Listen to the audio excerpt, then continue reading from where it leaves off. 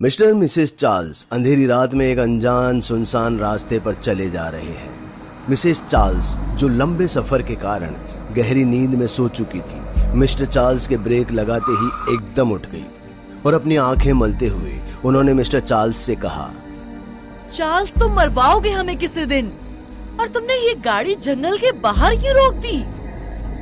क्योंकि यहीं मिलेंगे वो जिसकी हमें तलाश है। इतना कहे मिस्टर एंड मिसेस चार्ल्स जंगल की उस अंधेरी राह पर चलने लगे।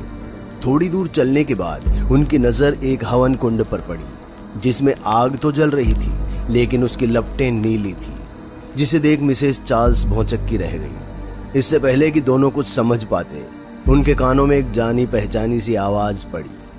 18 साल और 208 दिन के बाद आए हो तो बेशक किसी बड़ी और कठिन परिस्थिति में होंगे दोस्त।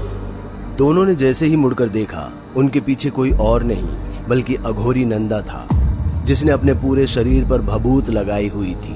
मिस्टर चार्ल्स, जिनके चेहरे पर अघोरी नंदा को देखकर खुशी थी, कुछ मुस्कुराते हुए बोले, अघोरी नंदा, आखिरकार समय ने एक बार फिर मुझे तुम्हारी चौखट पर लाकर खड़ा कर ही दिया। डार्लिंग, तुमसे मिलने से पहले ये मेरा पुराना जिगरी और मेरी हॉन्टेड केसेस सॉल्व करने में अक्सर मदद किया करता था। पर चार्ल्स, ये तो तुमसे उम्र में कुछ उम्र का फर्क जरूर है, मगर बुराई और काली शक्तियों से लड़ने का हौसला एकदम एक जैसा है। तो कहाँ है वो नन्ही बच्ची? अघोरी, तुम और तुम्हारा ये समय की धारा के पार जाना मुझे हमेशा हैरान करके छोड़ जाता है। खैर, वो बच्ची एक बोतल में कैद हमारी गाड़ी में सुरक्षित है। ज्यादा समय नहीं है, आओ मेरे पीछे, जल्दी ही इस गुत्थी को सुलझाना होगा हमें। इतना कहते ही चार्ल्स दंपत्ति अघोरी के पीछे जंगल की पगडंडी पर चलते हुए एक विशालकाय हवन कुंड के पास आकर बैठ गए। अघोरी मिसेस चार्ल्स का हाथ पकड़ एक मंत्र बुदबुदाता है और ध्यान लगाते हुए कहता है, मेरे साथ इस मंत्र का जाप 3 बार करो और फिर ध्यान लगाओ, सारे उत्तर अतीत में ही मिलेंगे। जय महाकाल। महाकाल महादेव का जाप कर अघोरी मंत्र का उच्चारण करता है और हमारे चार्ल्स दंपत्ति भी उन मंत्रों को पीछे पीछे दोहराते हैं। मंत्र को दोहराते हुए चार्ल्स दंपत्ति और अघोरी नंदा उसी जगह पहुंच गए जहां से इस कहानी की शुरुआत हुई थी। कंस्ट्रक्शन साइट पर जहां एक तरफ काम हो रहा था तो दूसरी तरफ एक छोटी बच्ची मजदूरों के बच्चों के साथ खेल रही थी। ये बच्ची कोई और नहीं बल्कि हेमा ही थी।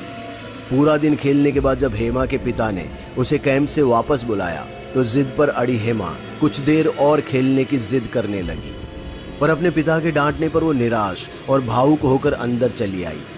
हेमा अपने पिता के खिलाने पर खा जरूर रही थी, पर उसका मन अभी भी खेलने को आतुर था। अपनी इसी जिद के चलते वो देर रात टेंट से बाहर निकली और सबसे छुपते छुपाते अपनी गुड़िया के साथ अंडर कंस्ट्रक्शन पार्किंग लॉट में खेलने पहुंच गई। हेमा को इतने अंधेरे में कुछ नहीं दिख रहा था, फिर भी वो अंदर बढ़ती चली जा रही थी, जहां कीड़ों और उल्लुओं की आवाजें माहौल को और भयानक बना रही थी कि अचानक चलते चलते हेमा एक गड्ढे में गिर गई, जहां बेसमेंट की लिफ्ट बनाने का काम जारी था और हेमा किसी मछली की तरह छटपटाने लगी जिसे पानी से बाहर फेंक दिया गया हो। मैं गिर गई हूँ, कोई मेरी मदद करो, मुझे यहाँ डर लग रहा है। हेमा अभी मदद के लिए चिल्ला ही रही थी कि इसी बीच उसे किसी के कदमों की आहट सुनाई दी। हेमा के घबराए हुए चेहरे पर हल्की सी मुस्कान आ गई, जैसे अंधेरे में उसे एक रोशनी दिखाई दी हो। हेमा अपनी पूरी जान लगाकर जोर से पुकारते हुए बोली, मैं यहाँ हूँ, इस तरफ, इस खड्डे में। मगर हेमा को क्या मालूम था कि जिसे वो मदद के लिए पुकार रही है, दरअसल वो उसकी मौत का पैगाम था। हेमा उम्मीद से अंधेरे में ऊपर की तरफ देख रही थी कि शायद कोई मदद का हाथ उसे खींचकर बाहर निकालेगा, पर असल में हुआ वो जो सोच किसी भी इंसान की रूह कांप जाए। किसी ने ऊपर से गीला सीमेंट उस गड्ढे में डालना शुरू कर दिया। हेमा जो अंधेरे में वैसे ही डरी हुई थी, अब सीमेंट में धंसने के डर से और ज्यादा रोने बिलखने लगी। उसने मदद की हर मुमकिन गुहार लगाई।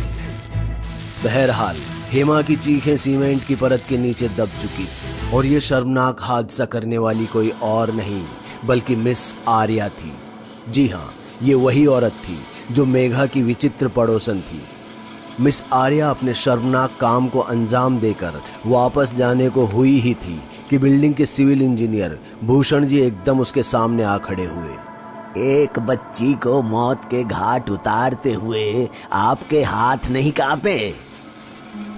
क्या करे भूषण, गंदा है पर धंधा है। और तुम्हें तो पता ही है, ऐसी छोटी छोटी बलि चढ़ाने के कारण ही हमारा बिजनेस एम्पायर इतना फैला है। पिछले 7 सालों में न जाने ऐसी कितनी ही बच्चियों की बलि चढ़ा चुकी हैं आप। जरा तो भगवान से डरिए मैडम, और अब हमें ये सब रोक देना चाहिए। जिस भगवान का नाम ले रहे हो, क्या उसने तुम्हारी बीवी को कैंसर से बचाया? और वो क्या कहते हुए आए थे तुम उस रात कि पैसा कमाने के लिए मैं किसी भी हद तक जाऊंगा? तो अब क्या तुम्हारी हद खत्म हो गई? भूषण के पास आर्या के सवालों का कोई जवाब नहीं था और वो शर्म से सर झुकाए हुए वहीं खड़ा रहा। आर्या ने उसके हाथ को मसलते हुए कहा, भूषण याद रखना, यहाँ हर चीज मेरे हिसाब से चलती है, और अगर तुम मेरे कहने से नहीं चले तो तुम्हें मारने का मुझे जरा भी गम नहीं होगा। अब बस जाते जाते उसकी उंगलियां काट देना, एकदम सफाई से। एंड नो गड़बड़ please. Good night Bhushan. Arya के जाते ही भूषण भावुक होकर रो उठा और मजबूरी के चलते उसने हेमा की बची हुई 2 उंगलियां काट दी और अपने रुमाल में बांध अपने साथ ले गया। मिस्टर एंड मिसेस चार्ल्स अपने ध्यान से बाहर आते हैं और अपनी तेज चल रही सांसों को शांत करते हुए अघोरी से कहते हैं, यकीन नहीं होता कि ऐसे भी दरिंदे इस दुनिया में हैं जो अपने लालच के लिए एक मासूम की जान की बलि देने के लिए तैयार हैं। और वो भूषण, मुझे तो उस पर पहले से ही शक था। नहीं चार्ल्स नहीं, अगर वो गलत होता तो मेघा को कभी हमारे पास नहीं भेजता। और अगर उसने मेघा को हमारे पास भेजा था तो सिर्फ हेमा की मदद के लिए। लेकिन क्यों? इस क्यों का जवाब भी उसी पार्किंग लॉट में मिलेगा।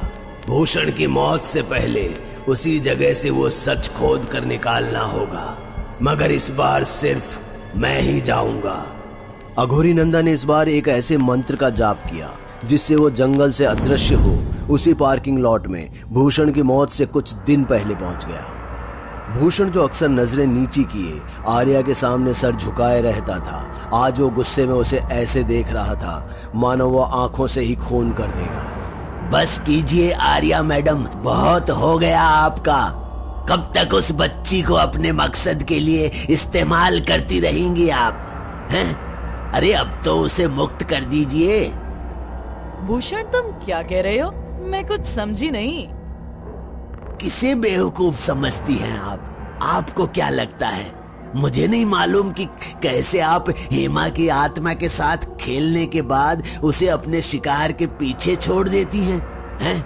अनजाने में कितने खून करवाए हैं आपने उस मासूम से, उसे तो मालूम तक नहीं।